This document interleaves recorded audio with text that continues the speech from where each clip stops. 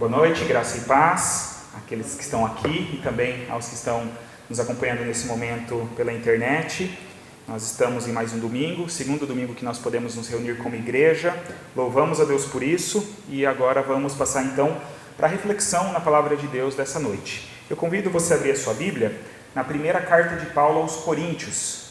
1 Coríntios, capítulo 1. E nós vamos ler dos versículos 26 até o 31. Diz assim a palavra de Deus: Irmãos, observai o vosso chamado. Não foram chamados muitos sábios segundo critérios humanos, nem muitos poderosos, nem muitos nobres. Pelo contrário, Deus escolheu as coisas absurdas do mundo para envergonhar os sábios, e escolheu as coisas fracas do mundo para envergonhar as fortes.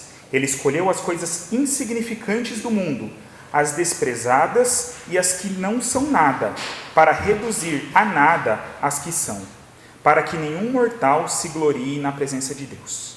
Mas vós sois dele, em Cristo Jesus, o qual da parte de Deus se tornou para nós sabedoria, justiça, santificação e redenção, a fim de que, como está escrito, quem se gloriar, glorie-se no Senhor. Amém? Nós estamos aqui na primeira carta de Paulo aos Coríntios, e essa carta é bem interessante porque a igreja ali de Coríntios é tida como uma igreja com alguns problemas. Na verdade, na sua carta, Paulo trata de vários problemas que aquela igreja tinha. E aqui nós vemos um desses problemas, e Paulo já está combatendo isso de alguma forma, que era uma questão de uma certa disputa pela importância, né? As pessoas ali, existiam grupos dentro daquela igreja, pessoas que queriam de alguma forma se destacar, que queriam de alguma forma, né, ter uma posição de prioridade, e nós vemos então Paulo aqui já sendo bem direto, né, e combatendo um pouco dessa ideia. E eu gostaria de pensar hoje, então, nessa nossa mensagem, até como um título que eu trago para a nossa mensagem, é o Deus dos fracos. E até o final nós vamos entender, né, qual que é a ideia aqui que nós queremos trabalhar nessa noite. A Bíblia nos apresenta, nos mostra a verdade de que Deus é forte. Deus é um Deus poderoso, Ele é grandioso, Ele é majestoso. São inúmeros textos que nos mostram essa realidade. Nós podemos passar por toda a Bíblia, desde o início, desde o livro de Gênesis até o final da Bíblia, nós vamos encontrar muitas afirmações falando desse poder, dessa grandeza, da majestade de Deus. Só para ter assim um pequeno exemplo, eu peguei um versículo lá do final da Bíblia, de Apocalipse, quando Deus faz uma declaração sobre si mesmo. Em Apocalipse 1:8, Deus diz o seguinte: Eu sou o Alfa e o Ômega, diz o Senhor Deus, aquele que é, que era e que há de vir, o Todo-Poderoso. Então nós vemos Deus falando sobre si mesmo, né, que Ele é o princípio e o fim de todas as coisas. A Bíblia nos mostra que Deus é o Criador de todas as coisas, o sustentador de todas as coisas, e como no texto que nós lemos aqui, a Bíblia fala que Ele é o Deus Todo-Poderoso, Ele tem todo o poder nas suas mãos. Mas em contraposição a isso, nós seres humanos somos de certa forma o oposto dessa realidade. Todos nós seres humanos, na verdade, somos pequenos, somos limitados e somos falhos. Isso para nós acaba sendo um problema, né? Na dinâmica da vida humana, nos nossos relacionamentos, na nossa vida como sociedade, nós não entendemos muito bem essa ideia e nós muitas vezes enganamos a nós mesmos achando que nós somos importantes, né? Tem muita gente que anda por aí achando que o mundo gira em torno dela, né? A gente conhece gente assim e muitas vezes nós somos tentados a agir dessa forma. A gente acha que a nossa vida é a coisa mais importante, que todo mundo, né, tem que caminhar em função de nós, né? E tudo que alguém faz eu já identifico como sendo algo para mim, né? Ou eu quero cobrar as pessoas para que elas ajam sempre em relação a mim. E nós ficamos correndo atrás, muitas vezes, de aprovação das pessoas, da admiração das pessoas. Nós queremos ser reconhecidos e queremos ser tidos como importantes, né? E como grandes de alguma forma.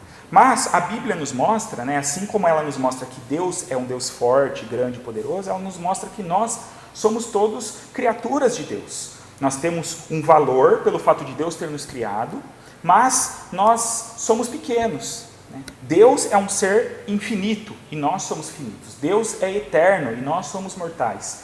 Nós somos bem diferentes disso.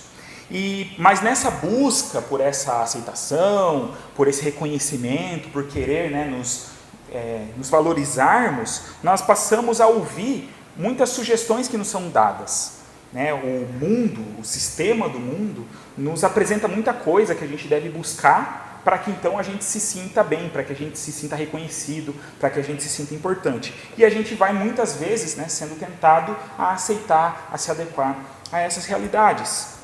E como eu falei, nesse caso aqui do texto de Coríntios, a igreja vivia um certo problema no seu contexto de igreja, né? Aqueles irmãos tinham um pouco dessa ideia de disputa, né? De queriam se sentir mais importantes do que os outros, queriam ter um certo reconhecimento. Mais lá para frente a gente vê Paulo, por exemplo, tratando da questão dos dons espirituais, e dá para ver que ali havia uma ideia meio que de disputa e de valorização de si próprio, né? Eu tenho esse dom que é mais importante do que o do outro. E aí Paulo, lá no capítulo 13, traz aquele texto tão lindo quando ele fala do amor, né? De nada adianta fazer todas as coisas, ter todos os dons, fazer até as melhores obras, se isso não for motivado pelo amor. O amor é um caminho maior do que este. Então, e nesse texto, como eu disse também, Paulo então já começa a criticar de alguma forma aqueles irmãos ou a fazê-los pensar sobre a sua realidade. É interessante que ele fala: olhem para vocês mesmos. Vocês que estão se achando, né, tão importantes, vocês que estão aí disputando por visibilidade, por valorização, olhem para vocês. E olha, né, o que diz o texto que nós lemos. Observem o vosso chamado. Não foram chamados muitos sábios, segundo critérios humanos, nem muitos poderosos, nem muitos nobres. Deus não trabalha dessa forma. E essa é a primeira constatação que eu quero trazer com base nesse texto, a primeira verdade. A primeira verdade é: o critério de Deus é diferente do nosso. Se fôssemos nós, né, que fôssemos escolher um grupo para ser o grupo que nos representaria, como nós faríamos essa escolha? Talvez a gente consiga fazer aí algumas referências, né, com o mundo que nós vivemos, de escolhas que são feitas, né? Então, por exemplo, a gente sabe que no nosso país é muito forte aí a questão do esporte, do futebol. Então tem lá o técnico da seleção brasileira e chega em determinados momentos ele tem que escolher, né, determinadas pessoas que vão fazer parte daquela equipe. Quais são os critérios que ele coloca, né, para escolher? Aqueles que, segundo ele, são os mais fortes, os melhores, né, os mais habilidosos, aqueles que vão conseguir fazer mais. E todos nós, em alguma medida, fazemos isso. Quando eu estava pensando sobre isso, eu estava me lembrando do meu período de escola, né, na época que estudava, e que aí sempre tinha lá na aula de educação física, também ia jogar bola, e sempre dois que escolhiam o time. E eu era daquele grupo seleto, dos que normalmente ficavam no fim da fila, sabe? Que ficava o tempo todo, escolhe eu, aí escolhia o outro. Aí o outro escolheu outro. Aí era quando sobravam os últimos 3, 4 ali, que já não fazia muita diferença no time, aí acabava sendo escolhido. Mas, porque nós temos esse critério, né? Nós avaliamos as pessoas e atribuímos um certo valor a elas com base naquilo que nós enxergamos. Então, se eu vejo que alguém, de repente, tem uma boa condição financeira, automaticamente, né, até inconscientemente, às vezes eu já coloco essa pessoa como sendo importante, né, ou como sendo até, às vezes, melhor do que os outros. Infelizmente, nós temos esse tipo de julgamento, né, e esse tipo de escolha dentro das nossas mentes. Mas o texto deixa muito claro que o critério de Deus é totalmente diferente do nosso. Olha o que o texto diz lá no versículo 27. Pelo contrário, Deus escolheu o quê? Deus escolheu as coisas absurdas do mundo para envergonhar os sábios, e escolheu as coisas fracas do mundo para envergonhar as fortes. No 28, ele escolheu as coisas insignificantes do mundo, as desprezadas e as que não são nada, para reduzir a nada as que são. Então, Deus não se baseia com esse olhar humano que nós temos. E é só nós olharmos para a história bíblica, para as histórias que são relatadas desde lá do Antigo Testamento e também pelo Novo Testamento, quando Deus chama pessoas para servirem a Ele. E muitas dessas pessoas, às vezes, respondem assim: mas Senhor, o Senhor está me chamando? Mas eu tenho esse problema, eu tenho essa situação, eu sou falho assim. Moisés não se achava capacitado para fazer a sua função.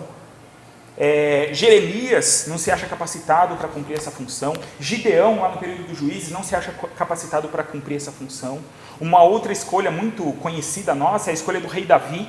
Então, quando o profeta Samuel vai até a casa de Jessé, que era pai de Davi, para escolher quem seria o novo rei de Israel, e ele começa a ver os filhos de Jessé, e no seu coração ele acha, deve ser esse, porque esse é forte, né, bonito, tem um porte adequado. E vão passando aqueles filhos e não é nenhum deles. E o escolhido era aquele que era até meio que desprezado da sua família, que nem estava presente naquela reunião, mas que estava lá no campo cuidando das ovelhas.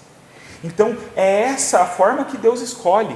Porque isso tem a ver até com uma frase que se tornou muito conhecida um tempo atrás, que a gente até tem que ter um certo cuidado com ela, mas que de certa forma ela expressa uma verdade muito grande, que é: Deus não escolhe os capacitados, mas capacita os escolhidos. Isso não é uma verdade assim totalmente, 100%, mas é verdade. Deus não depende da nossa capacidade para fazer nada.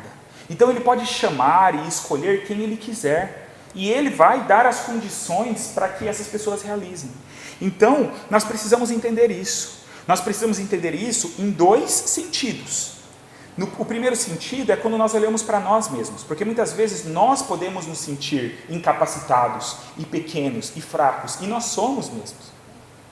Mas isso não é um problema para Deus, porque Deus nos amou e Ele mandou o seu Filho para morrer por nós e nos chama a fazer parte da sua igreja, do seu corpo, e agora nós podemos fazer isso pelo que Ele fez e não pela nossa capacidade. E se Ele diz que nós devemos ser filhos que honram a Ele, e se Ele nos orienta de acordo com a palavra dEle sobre o que nós devemos fazer, como nós devemos viver, nós temos que entender que isso é possível porque é Ele quem nos escolheu, e não foi com base na nossa capacidade.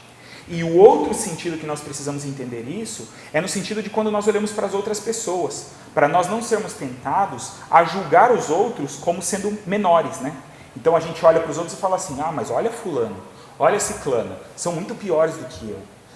Eu posso ter aí as minhas limitações, mas tem gente muito pior. E a gente não pode ter esse tipo de olhar, de escolher as pessoas de acordo com a nossa visão. Temos que nos lembrar, os critérios de Deus são diferentes do nosso. Ele pode usar quem Ele quiser, para fazer aquilo que Ele quiser, onde e quando Ele quiser. E nós precisamos respeitar isso e entender isso. E se nós entendemos isso, isso já nos ajuda a enxergar a vida, enxergar as outras pessoas e enxergar a nós mesmos de uma maneira diferente. Depois, a segunda verdade, a segunda constatação que eu queria trazer com base nesse texto, é que Deus tem como objetivo nos livrar de nós mesmos. Porque depois de Paulo então afirmar isso, ele escolheu as coisas insignificantes, pequenas, fracas, para confundir as fortes e aquelas que são alguma coisa. Olha o que diz o versículo 29. Para que nenhum mortal se glorie na presença de Deus. Para que ninguém se orgulhe, para que ninguém seja arrogante na presença de Deus. A Bíblia é muito clara também, nós poderíamos citar muitos textos, de que Deus odeia, Deus abomina aquele que é arrogante, aquele que é orgulhoso, aquele que é soberbo, aquele que acha que é melhor do que os outros. Deus abomina isso, Por exemplo, o livro de Provérbios, por várias vezes, fala sobre isso. E nós, como seres humanos, corremos o risco disso. Principalmente se nós alcançamos alguma posição que humanamente é tida como boa, ou como importante, como eu falei. Então, aquele que tem uma condição financeira melhor, corre muito risco de se achar melhor do que os outros. Aquele que tem uma posição social, tem uma certa influência, tende a se achar melhor do que os outros.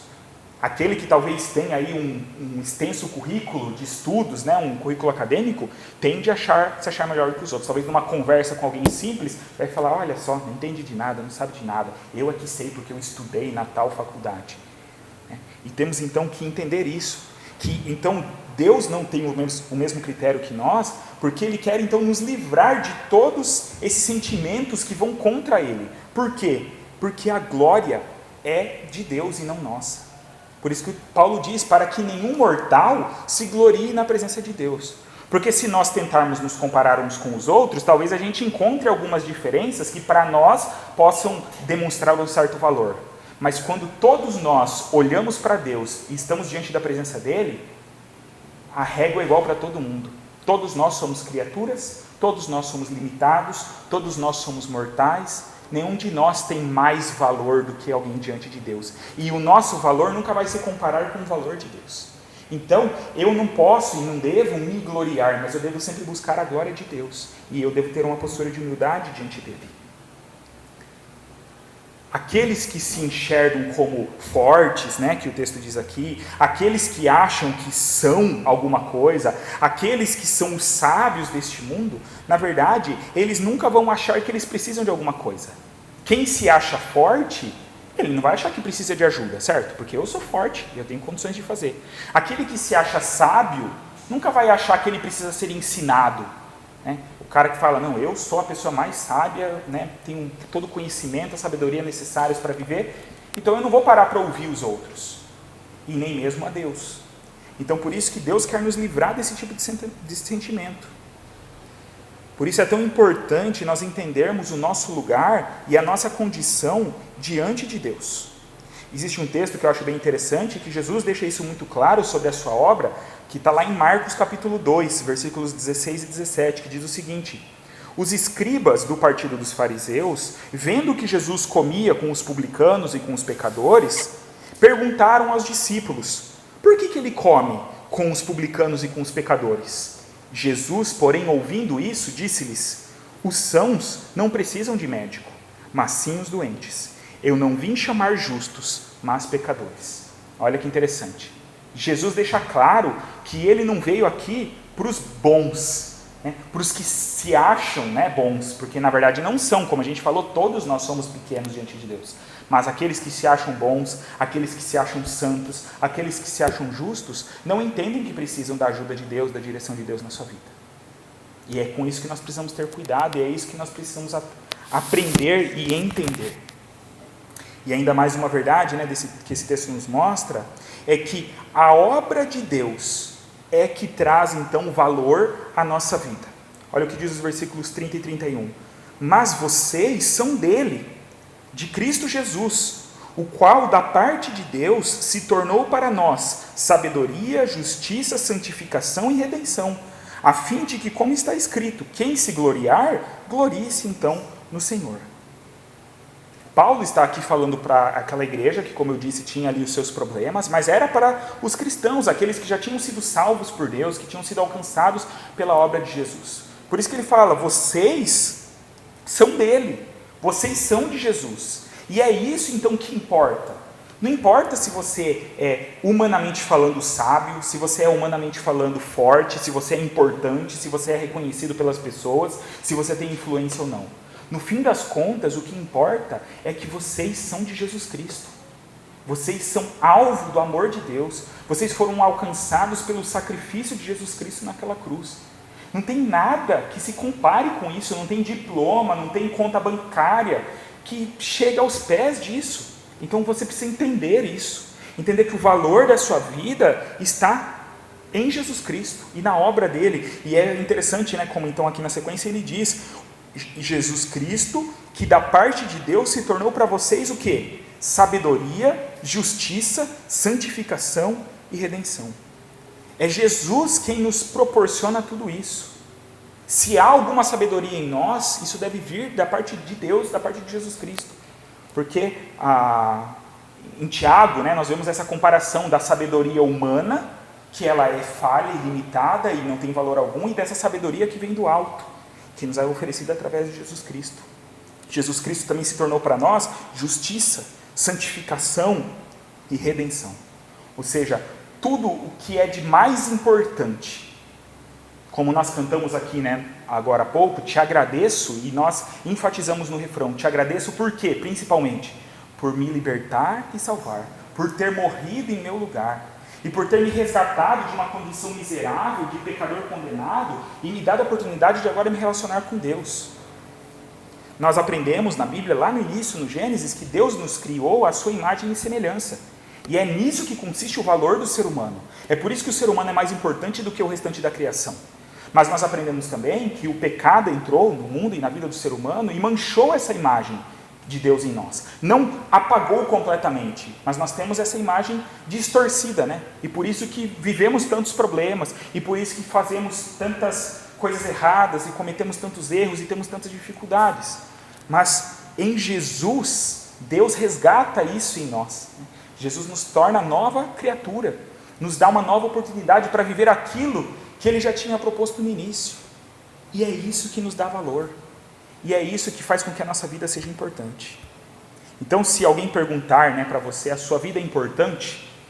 Ou talvez, indo mais além, perguntar assim, o que você tem de bom na sua vida? O que você tem de valor?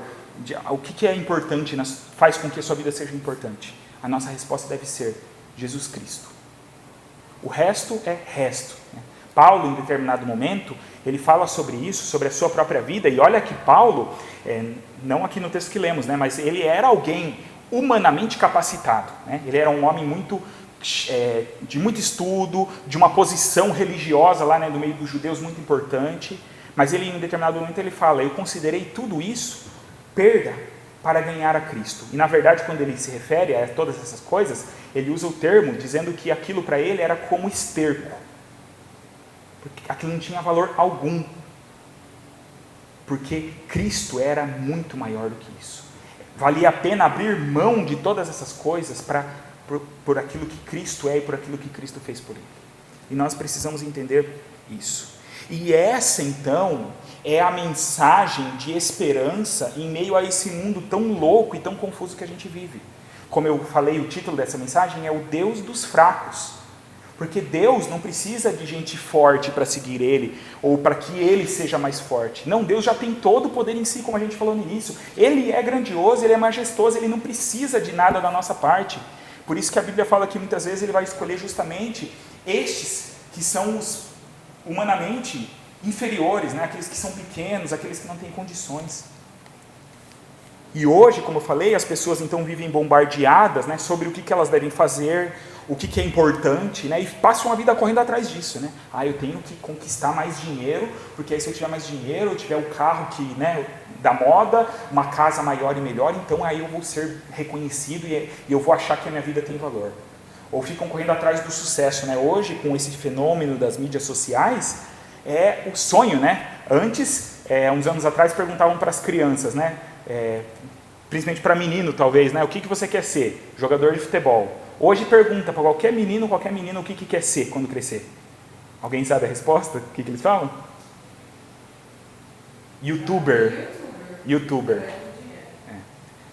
É claro que aí vai aprendendo de outras profissões e pode ter o interesse, mas acaba sendo já uma coisa muito natural. Né? Eu quero ser YouTuber.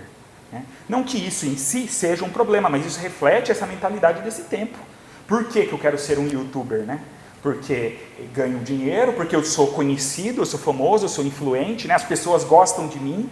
Eu vi uma reportagem esses dias que eu fiquei abismado, né? Falando sobre os famosinhos. Porque a gente sabe, né, que na internet tem as pessoas, né, os famosos, esses chamados de influencers, né, que tem milhões de seguidores. Mas hoje existe então um pessoalzinho mais novo, uns adolescentes assim, que eles não têm esse número tão alto de seguidores, mas tem um número menor e são chamados de famosinhos. Então eles mostraram nessa reportagem, por exemplo, uma menina que ela é seguida lá por bastante gente e na reportagem fala assim, na verdade, a fulana, ela nem sabe por que ela é seguida. Porque assim, ela não tem um conteúdo a apresentar, né, algo assim, né, ela domina algum assunto, um tema e ela apresenta isso. Não, simplesmente ela se arruma lá e sai para fazer o rolezinho, né, que diz, e aí o pessoal acha ela bonita, né, uma referência de beleza, e a molecadinha toda segue aquela menina. Então as pessoas vivem atrás disso, e cada vez mais a gente, como eu falei, nós somos tentados, em algum campo ou outro, entrar também nessa busca de aprovação, de aceitação das pessoas. Só que quando as pessoas lá na frente não alcançam isso, ou até algumas que alcançam, mas vão perceber que isso na verdade não tem valor nas suas vidas, o que acontece? Acontece que nós vivemos na nossa sociedade, uma sociedade doente. Cada vez mais gente enfrentando essas doenças que são chamadas de doenças da alma, né? A depressão, e inclusive, né, nós estamos no mês do Setembro Amarelo, que é o mês do quê? De prevenção ao suicídio, porque muitas e muitas pessoas estão chegando ao ponto de abrir mão, né, e de até tirarem, na verdade, mais do que abrir mão, a sua própria vida, por não se sentirem, talvez, importantes, valorizadas, ou não verem um propósito na sua vida. E é claro que existem muitos fatores por trás da questão da depressão, né? A gente não pode simplificar isso, mas com certeza há uma influência, né, de modo geral, muito grande desse tipo de pensamento. E por isso que eu disse que, então, essa verdade que nós destacamos aqui, que vem do Evangelho de Jesus Cristo, é um remédio para esse tempo. É o que pode nos livrar dessa loucura. De nós sossegarmos um pouco, entendermos a importância da minha vida não está, como eu falei mais uma vez, na minha conta bancária, no nível de influência que eu tenho, no número de seguidores, né, que eu tenho na internet, ou de curtidas que eu tenho nas minhas postagens, ou então, como eu falei aqui, no meu currículo acadêmico, nos meus diplomas. Não, o que dá valor à minha vida é que Deus me criou e Ele me amou a ponto de mandar o seu Filho para morrer por mim. E não importa se eu sou um pouquinho melhor nisso ou naquilo, que isso não faz diferença para Deus. Isso não me faz ser mais amado por Deus. Isso não me faz melhor diante de Deus. Isso pode, de fato, ajudar aqueles que estão sofrendo, aqueles que estão aflitos. É algo poderoso e libertador. Eu gostaria de encerrar essa reflexão nossa citando uma outra palavra de Jesus, que está registrada lá em Mateus capítulo 11, versículo 28. Jesus faz um convite às pessoas que estavam ali ao seu redor, e é um versículo muito conhecido. Mateus 11, 28, diz o seguinte: vinde a mim, todos os que estáis cansados e sobrecarregados, e eu vos aliviarei. Vinde a mim, todos vós que estáis cansados e sobrecarregados, e eu vos aliviarei. Jesus está falando aqui, é importante a gente entender o contexto, para um povo que na verdade vivia essa carga, especialmente no aspecto religioso, né? Porque já haviam sido criados tantos códigos de lei, tantas regras que as pessoas tinham que seguir, que tinha essa diferenciação de classes, né? Então tinham os religiosos, que eram os bem vistos, né? Os fariseus, os saduceus, aqueles que tinham conhecimento e eram uma elite religiosa, e muitas vezes outras pessoas eram desprezadas porque eram pessoas simples, comuns, que não tinham todo aquele conhecimento e aquela suposta boa conduta que os outros tinham. E Jesus fala, na verdade não é com isso que eu estou preocupado. E se você então está se sentindo sobrecarregado com essas coisas e cansado, venham até mim. E esse convite de Jesus serve para nós em tudo isso que nós estamos falando nessa noite. Quantas e quantas vezes nós não nos sentimos cansados e sobrecarregados de tantos fardos que nós acabamos tomando sobre nós, sem parar para pensar se deveríamos. Então a gente está vivendo a vida achando que devemos chegar em determinado lugar, que devemos conquistar determinadas coisas, que devemos agradar determinadas pessoas de determinada maneira, e isso vai pesando sobre nós, vai tirando a nossa paz, vai tirando a nossa força de caminhar. E Jesus fala, você está cansado, você está sobrecarregado? Vem até mim, vem até mim, que eu vos aliviarei. Eu tenho descanso para oferecer para vocês, porque na verdade, no fim das contas, o que importa é aquilo que eu fiz por você. O seu valor não está nas coisas que você pode alcançar nesse mundo, naquilo que você pode mostrar para os outros. O seu valor está no fato de que eu te amo e de que eu vim morrer no seu lugar. E nós precisamos então entender isso, para que possamos também transmitir isso para as outras pessoas, para aqueles que estão sem força, sem esperança de caminhar. Mas isso primeiro precisa ser uma realidade em nós. Não adianta eu dizer para os outros, Jesus pode te ajudar, Jesus quer mudar a sua situação, Ele quer transformar a sua vida, Ele tem, né, esse alívio para te oferecer, se nós continuamos nos submetendo a tantas outras coisas. Deus tem alívio, Jesus tem alívio para nos oferecer. E que nós possamos então receber isso da parte dele, né? Aceitar esse convite. Se nós nos sentimos, né? Talvez hoje seja um dia em que alguém se sinta assim. E se não for esse o momento, a gente precisa ter isso muito claro na nossa mente, para quando chegar o momento, né, a gente poder ouvir a voz de Jesus e ouvir esse convite de Jesus. Vale a pena, né, deixar tudo como Paulo faz, abrir mão de todos esses outros valores deste mundo para seguir a Cristo. E aí não importa mais o que os outros pensam, não importa mais o que os outros esperam. Isso não significa que eu agora vou viver uma vida relaxada, né? Então eu não faço mais nada, porque o que importa, né, é que Deus me ama, Ele já fez tudo, eu não preciso fazer nada. Não, nós devemos cumprir com os nossos deveres, buscar viver da melhor maneira, dar o nosso melhor, aquilo que nós podemos fazer, mas sem essa cobrança do que os outros colocam sobre nós, que não é o que Deus exige de nós. E aí nós vamos olhar para a palavra de Deus e buscar entender aquilo que Deus pede de nós. Senhor, o que o Senhor quer de mim? Como o Senhor quer que eu conduza a minha vida?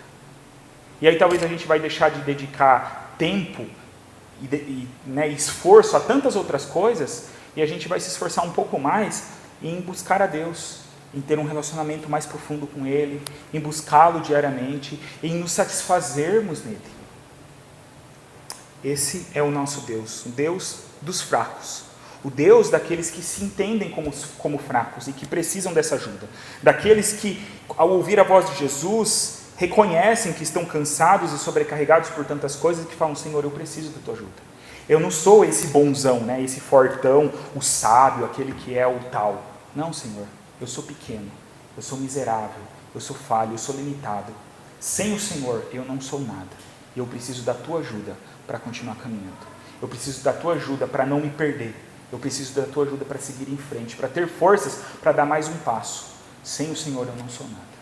Que Deus nos dê essa consciência, essa compreensão, que Ele nos ajude a entender tudo isso, a vivenciar tudo isso nas nossas vidas. Eu tinha falado que ia encerrar com aquele texto, mas ainda tinha separado mais um versículo que me chamou muita atenção. A Bíblia, mostra muitos textos em que Deus parece que dá essa preferência, para aqueles que são limitados, para os necessitados, para aqueles que precisam de ajuda.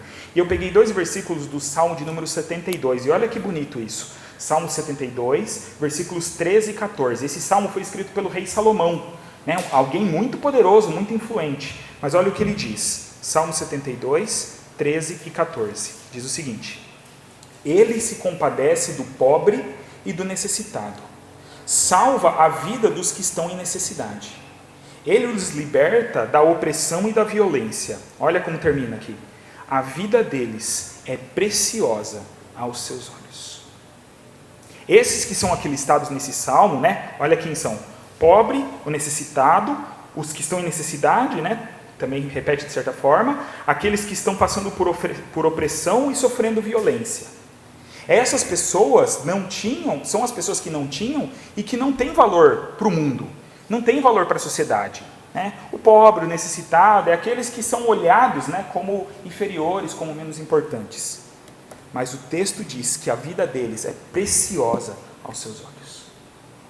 E essa é a mensagem que nós devemos levar de esperança. Como falamos aqui nesse mês de conversa sobre prevenção ao suicídio e tudo mais, nós temos que levar essa mensagem. Deus se importa com você. Deus te ama. Não importa quem você é, o que você já tenha vivido, o que você já tenha feito. Não importa que você às vezes se sente inferior, pequeno. Não importa. Deus, a sua vida é preciosa aos olhos de Deus. E Ele faz esse convite para você e para mim. Vinde a mim. Vinde a mim. Se você está cansado, se você não tem forças de prosseguir, se você reconhece que você tem as suas limitações, venha até mim, que eu tenho as respostas e todo o alívio e todo o descanso necessário para você. Eu gostaria de orar neste momento, pedindo que Deus nos ajude nisso, nesses 2 desafios que temos. O primeiro, em relação a nós mesmos, a como nós nos enxergamos diante de Deus. E o segundo, para que sejamos testemunhas verdadeiras do nosso Senhor, para que possamos fazer a diferença na vida das outras pessoas. Vamos orar? Nosso Pai, nós te louvamos pelo teu amor, nós te louvamos pela tua graça, nós te louvamos que o Senhor não nos escolhe com base nos nossos méritos, porque se fosse assim, nenhum de nós seria escolhido, ó Deus. Todos nós estaríamos perdidos. Mas o Senhor é tão bom, o teu amor é tão grande, que o Senhor mandou o seu Filho para nos resgatar e para nos oferecer, ó Deus, uma nova vida, uma vida totalmente diferente. Ó Deus, nós pedimos perdão, porque sabemos que muitas vezes nós, mesmo tendo recebido o teu amor e o teu perdão, tentamos continuar vivendo com base nos padrões que esse mundo nos oferece. E ficamos correndo atrás de tantas coisas que na verdade não são importantes. Não são as coisas que o Senhor nos propôs. E ficamos tentando alcançar esse sucesso de acordo com o que o mundo nos apresenta.